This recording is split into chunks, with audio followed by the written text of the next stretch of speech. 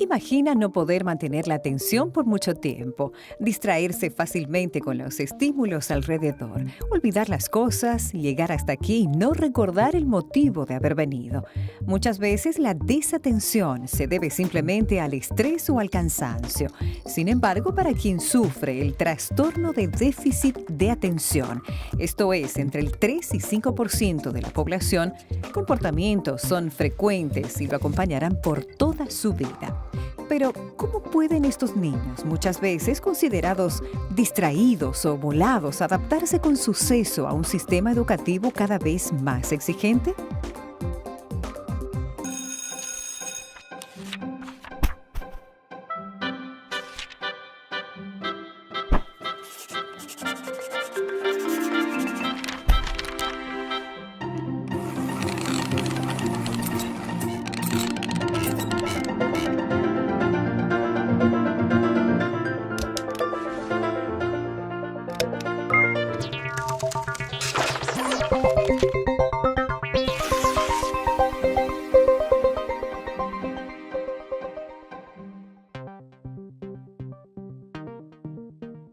El trastorno de déficit de atención con hiperactividad es un trastorno neurobiológico que se caracteriza por síntomas de desatención, inquietud e impulsividad. Durante la infancia, en general, se asocia a dificultades en la escuela y en la relación con otros niños, con los padres o con los profesores. Los niños que padecen el TDAH son rotulados, en la mayoría de los casos, como niños volados, que viven en la luna, desastrosos o eléctricos, ya que no consiguen mantenerse quietos por mucho tiempo. Cada vez que escuchamos hablar de TDAH, automáticamente pensamos que se trata de niños hiperactivos. Eso no es verdad, por dos razones.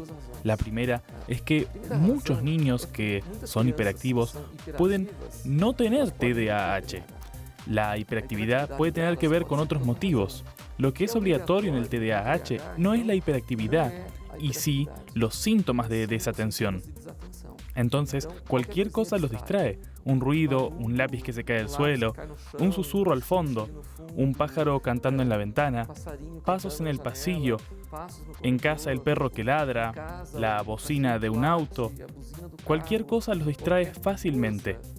Y no es necesario que sea un estímulo externo. A veces puede ser un estímulo interno.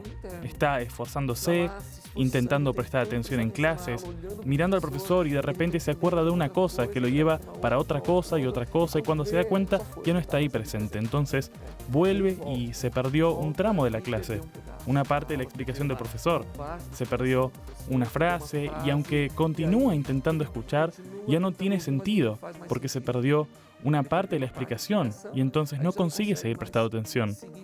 Pero la desatención no causa solo este tipo de síntomas. Son niños que tienden a ser desorganizados con las cosas personales.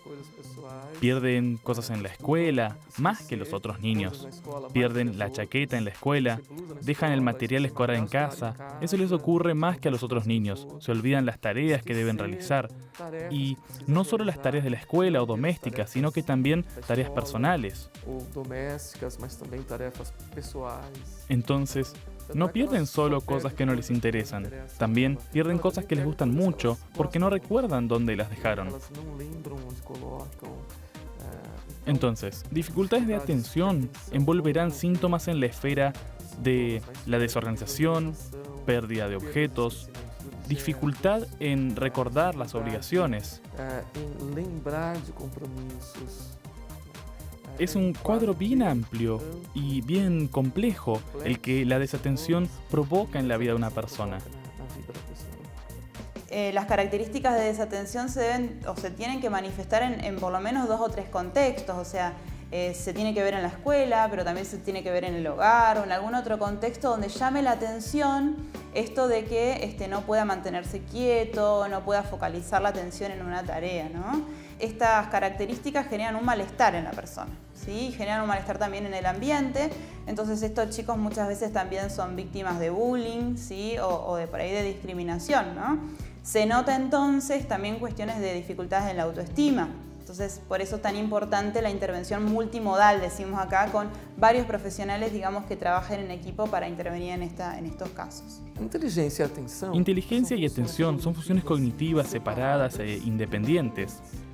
Totalmente independientes. Entonces podemos ver que una persona es extremadamente inteligente y que también es extremadamente distraída. Lo interesante es que la capacidad de aprender de esta persona puede ser favorecida por la inteligencia y perjudicada por la desatención. Y en algún nivel la desatención va a causar problemas en el aprendizaje. Y los problemas varían no solo en función de la gravedad del TDAH, sino que también en función de otros factores. Si un niño tiene TDAH, pero tiene una inteligencia superior, esa inteligencia superior va a protegerlo de alguna manera. Entonces, son casos que van a tener un diagnóstico más tardío. Mientras más grave, más precoz es el diagnóstico. Cuanto más leve o más recursos tiene la persona, más tardío es el diagnóstico. Entonces tengo pacientes que siempre tuvieron TDAH, pero que siempre consiguieron compensarlo de alguna manera para que el perjuicio no fuera evidente. Y llegaron a la educación media, a la educación superior, y ahí no pudieron soportar. Pero, ¿por qué? Porque ellos tenían otros factores que los protegían de ese perjuicio.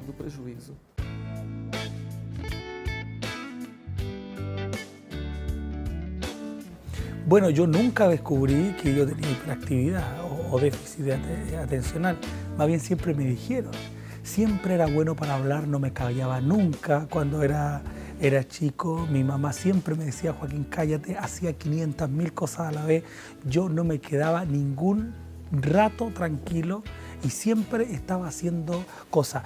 Yo vine a descubrirlo después en la enseñanza media, en la secundaria, cuando yo me distraía muy fácil. Pero no era una persona que siempre llamaban a la mamá en el colegio, ni estaba una hoja llena de anotaciones. Más bien yo descubría que me costaba poner atención en clase. Pasaba una mosca y yo siempre me distraía. Pero fíjate que en lo que concierne el rendimiento escolar nunca me fue mal. Nunca me fue mal. Yo fui una persona extremadamente preocupada por mi estudio y también al ser hiperactivo, al tener mucha energía, eso me llevó a ser más ansioso por las pruebas que se venían o por los exámenes que venían en la escuela. Así que fui en la enseñanza básica o en la primaria un joven, un niño en este caso, desordenado, pero nunca descubrí, más bien después en la enseñanza media, yo dije, yo tengo demasiada energía. Yo siempre tuve esa dificultad de poner atención en clase. ¿Sabes por qué me iba bien? Porque yo después estudiaba. Y en la secundaria me pasó y en la universidad también me pasó. Pero claro, siempre los roces con los profesores, o Joaquín, por favor, los profesores explicaban algo y yo al rato preguntaba lo mismo. Y ellos me explicaban y no entendía. Entonces eso me iba pasando siempre, hasta en la universidad me pasó también. Pero con el tiempo uno va mejorando aquellas situaciones y me acuerdo que en la escuela llamaba la atención por eso, porque Joaquín preguntaba mucho y preguntaba de lo mismo. Y eso siento yo que fue una situación que llamó la atención para ellos, porque no me quedaba nunca callado y siempre preguntaba lo mismo. Yo creo que el papel del profesor hoy en día en la sala de clases es muy difícil, porque debe diferenciar aquello que parece TDAH de aquello que no lo es. Nosotros sabemos que el TDAH va a afectar más o menos al 5% de los niños. Sin embargo, los niños que presentan problemas de aprendizaje o que tendrán dificultades en clase son muchos más que el 5%. Y creo que eso es lo que lleva muchas veces a los profesores a decir, no, TDAH no existe, son solo problemas de comportamiento de los niños o niños que no fueron bien educados. Y tienen cierta razón, porque de hecho no todo aquello es TDAH. Pero es importante recordar el otro lado, que el TDAH existe que es reconocido por la Organización Mundial de la Salud, por la Asociación Médica de Brasil, por la Asociación de Psiquiatría Brasilera, y que una fracción de estos niños probablemente tiene TDAH, que debe ser diagnosticado y tratado. Hoy las leyes y resoluciones de diferentes países, aquí en Argentina y en otros países de Sudamérica se dan, promueven esto de la inclusión, digamos, a alumnos que tengan dificultades de aprendizaje. Y el déficit de atención no es una patología, digamos, en la cual el alumno tiene que ir a una escuela especial o tiene, digamos, que recibir una educación como muy individualizada. O sea, el trato es igual que con el resto de los alumnos, pero hay cuestiones específicas que hay que tener en cuenta en el aula que el docente no puede estar ajeno. Entonces es muy importante capacitarse, saber qué es el déficit de atención y cómo abordarlo en el aula. Después es muy importante hacer las adaptaciones curriculares en el caso de que los profesionales externos soliciten que se hagan en el aula, ¿no? ¿Cómo hago las adaptaciones curriculares? En realidad con los chicos con déficit de atención específicamente, las adaptaciones curriculares tienen que ver más con los tiempos y con las estrategias de enseñanza. ¿A qué me refiero? Por ejemplo, en cuestiones de tiempo, en una evaluación, les tomo la misma evaluación que al resto de los chicos, pero por ahí le doy una pregunta primero, le dejo que la resuelva y cuando terminó de resolver esa pregunta le doy otra. ¿Qué hago? Que se focalice en esa pregunta y no se disperse con las otras que tiene que resolver. Por ejemplo, ¿no? Algunos profes la cortan a la prueba, ¿no? Y le entregan una pregunta, después se la sacan, le entregan otra. Por ahí le doy la prueba entera, también esa puede ser otra opción, pero le doy más tiempo que al resto de los compañeros para hacerlo. Es muy probable que termine la hora y el chico todavía no haya terminado la evaluación. Entonces se la retiro y le digo, a la clase que viene la continuás, ¿sí? O a veces algunos docentes lo plantean tipo trabajo práctico y entonces lo pueden terminar en el hogar, ¿sí? Esas son las cuestiones de tiempo que uno tiene que tener en cuenta. Otra cosa importante, nosotros sabemos que los chicos con déficit en la atención tienen dificultades a la hora de la lectoescritura, para escribir sobre todo, ¿no? ¿Por qué? Porque para llegar a responder una pregunta escrita hay un montón de procesos que hay que tener en cuenta, ¿no? Primero tengo que organizar mis ideas en la mente, después tengo que ver cómo las escribo y entonces después procesar y escribir la respuesta. Bueno, eso lleva mucho tiempo para un chico que tiene dificultades en la atención. Entonces, ¿por qué no hacer evaluaciones tipo múltiple opción, verdadero o falso, unir con flechas, ¿sí? Y tal vez sí pongo una o dos preguntas de desarrollo, pero toda una evaluación de desarrollo para un chico con déficit de atención va a ser mucho más difícil poder completar que para un chico que no tiene esta dificultad, ¿sí? Otra cosa que puedo hacer es, si voy a dictar las preguntas de la prueba, a este chico se las tendría que llevar por escrito, ¿sí? Para darle más tiempo en la resolución de la evaluación y no tanto en la copia, ¿sí? Esto en cuestiones de tiempo.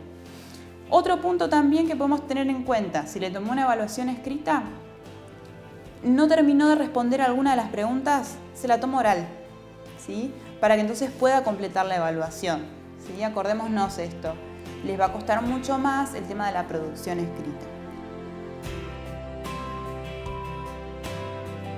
En cuanto al espacio áulico, es muy importante que el ambiente esté organizado. O sea, tenemos que tener un ambiente donde se pueda trabajar, donde se pueda conversar, que haya normas de convivencia, que sean claras, que los alumnos tengan en cuenta cuáles son las consecuencias del incumplimiento de esas normas de convivencia que en general se acuerdan entre todos los alumnos, ¿sí? Entonces, el aula organizada, primeramente, no podemos empezar a trabajar si el aula está desordenada, porque a este alumno le va a traer mayores dificultades, ¿no? Otra cosa que se puede hacer que es muy práctica y útil es que este alumno que ya sabemos que tiene dificultades en la atención, sentarlo delante o cerca del profesor, ¿sí? Para favorecer esto del contacto visual y a la vez también favorecer la monitorización en la tarea. Pero ojo, junto a una pared, no puedo ponerle junto a una ventana o a una puerta porque voy a perderle al niño que esté desconcentrado frente a lo que está haciendo los otros estudiantes. Usar tutores, compañeros tutores que puedan modelar su comportamiento, darle tiempo para que pueda igualarse a aquella clase que se perdió. No utilizar las horas de recreación para que el niño se quede igualándose, eso es lo peor que puede hacer un docente, porque esas horas se deben respetar, es el único espacio que tiene para ir a descargar su energía, darle responsabilidades dentro del aula, premiarles, usar reforzadores positivos. Seamos cuidadosos de no marcar al alumno y estigmatizarlo, ¿no? Por ejemplo, decirle, che, vos que tenés dificultades en la atención, vení para acá.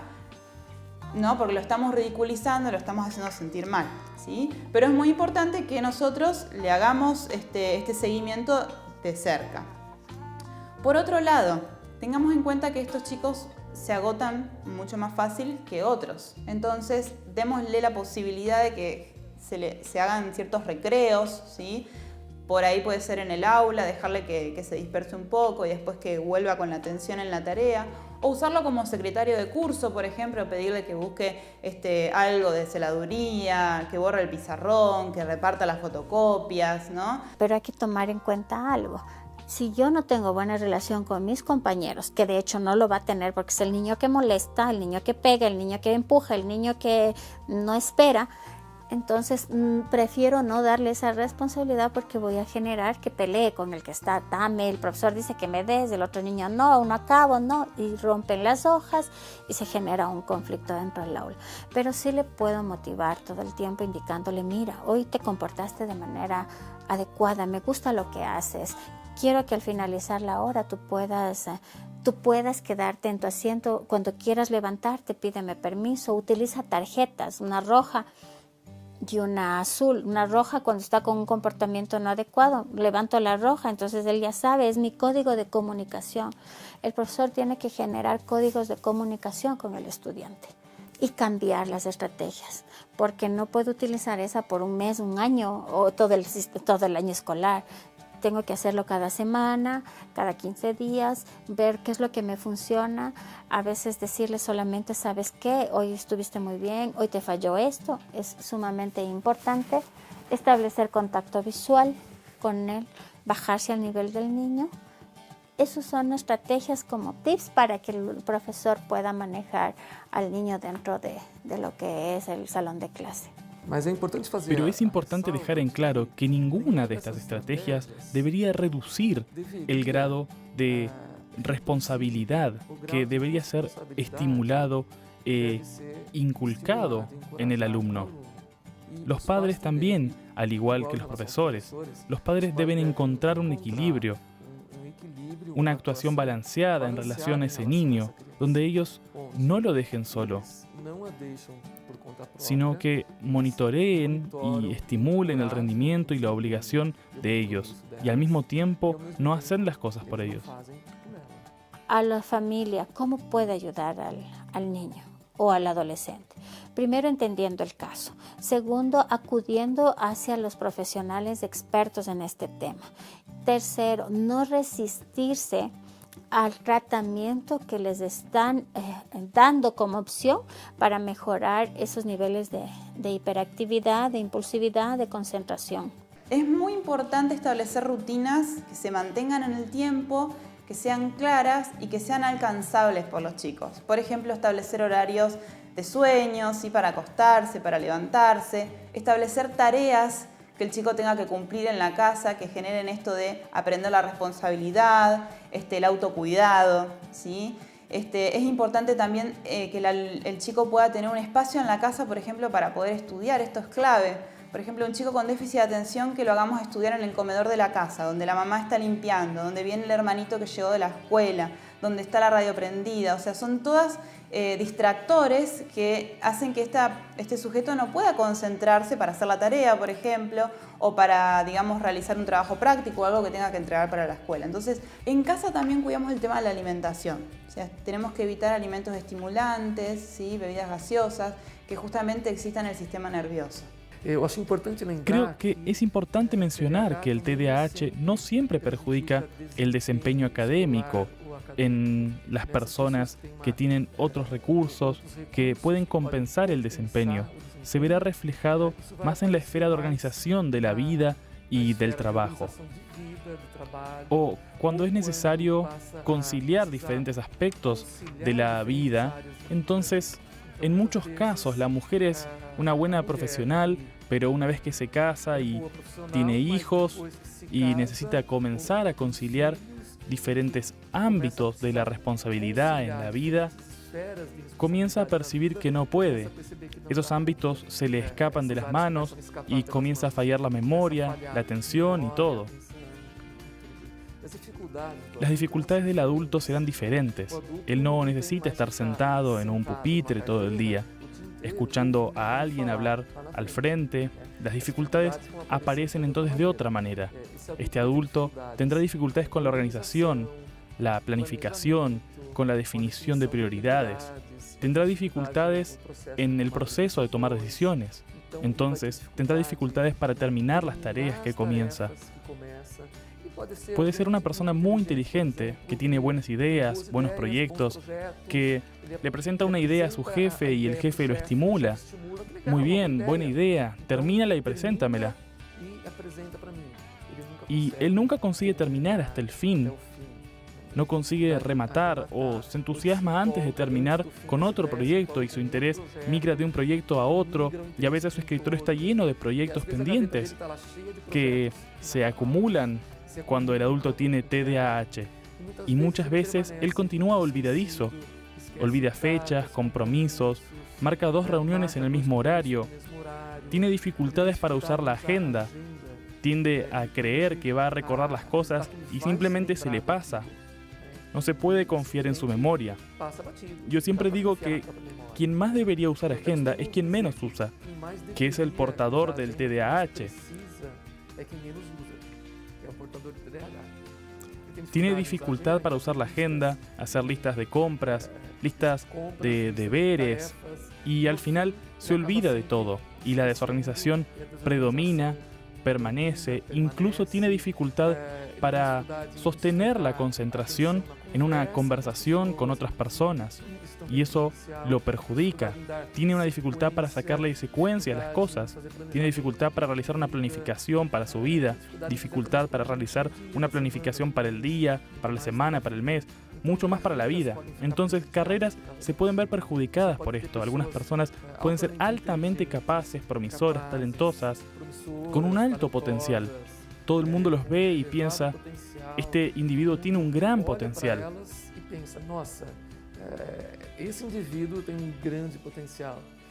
Pero nunca alcanzan su potencial, porque el TDAH dificulta completamente la secuencia de eventos y la atención necesaria para alcanzarlo. El TDAH es algo genético, o sea, no tiene cura. De esta forma, el alumno deberá aprender a crear estrategias a lo largo de su vida. O sea, tendrá que llevarlas incluso a la fase adulta. Pero al establecer algunas estrategias, él podrá dejar de utilizar los medicamentos y optar por una vida más tranquila y normal, simplemente comprendiendo cómo él funciona como ser humano con este trastorno y qué características necesita trabajar para tener un desarrollo tranquilo. Es interesante también acrecentar que niños o adultos que poseen TDAH son extremadamente creativos, son personas inteligentes.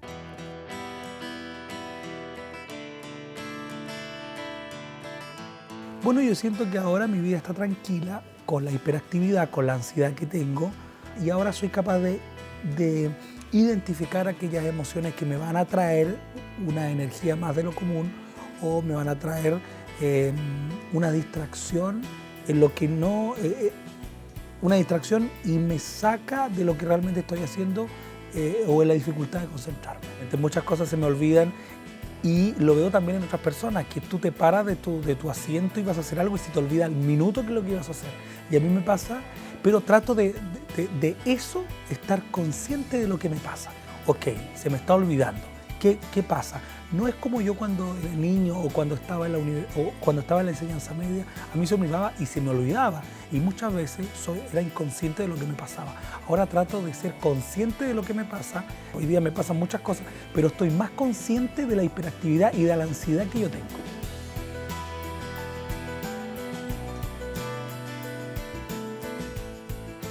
Para una persona hiperactiva, una persona con déficit atencional, lo más importante es la concentración o la meditación también, en el sentido de poder tener momentos de silencio, disfrutar en un parque, respirar profundo, encontrarse con la naturaleza, porque vivimos en un mundo que no nos ayuda en nada a la ansiedad, sino que más bien nos coloca más ansiosos.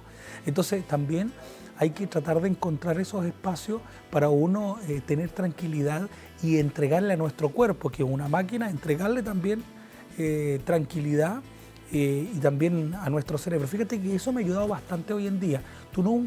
Encuentro que tú nunca vas a dejar de ser ansioso, siempre forma parte de tu personalidad o parte de tu genética. Más bien uno tiene que encontrar los espacios de poder encontrarse con el silencio, con la tranquilidad, y para las personas que son cristianas obviamente encontrarse con Dios, con lo espiritual por sobre todo. Yo siento que en la materia espiritual o fortalecer el espíritu, independiente sea religión o sea doctrina que tú sigas, es importante lo espiritual para que también puedas tener más tranquilidad.